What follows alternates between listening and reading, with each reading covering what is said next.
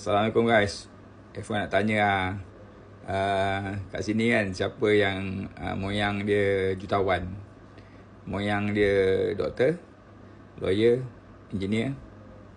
Cak silap kan, tuan-tuan dan perempuan pun tak kenal moyang kan, moyang kita. Keduanya, apa yang moyang kita ajar.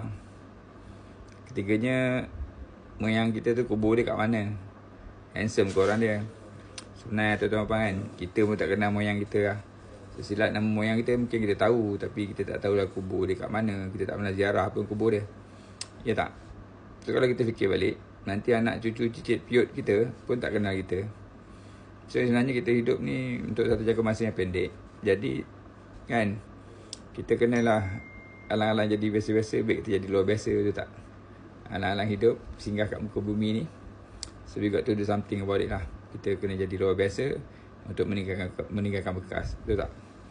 Jadi hal ni moyang kita ajar apa pada kita kan? Adakah dia ajar kita cryptocurrency? Adakah dia ajar kita pasal insurans ke, saham ke, bisnes ke? Tak ada kan? Jadi sebenarnya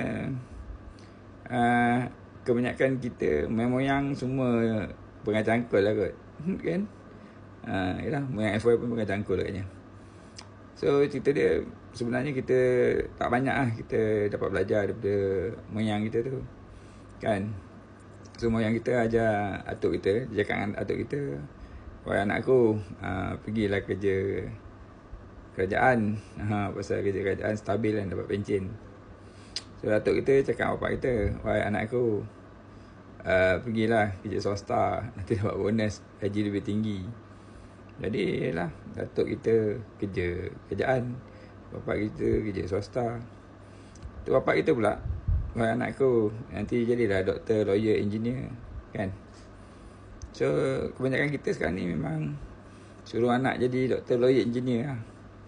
Tapi kat Malaysia ni jadi doktor, lawyer, engineer pun gaji dia kan setimpal dengan apa yang dia belajar tu kan. Dapat F1 lah kan. Jadi kita pula nak ajar apa pada anak-anak kita kan. So macam FY, pada FY, go to where the money is lah. Pergi kat mana tempat ada duit kan. Tempat yang paling banyak duit dekat Bursa Malaysia lah kan. Jadi kena cek jalan lah, macam mana nak keluarkan duit yang berbilion-bilion itu keluar kan, untuk kegunaan kita lah.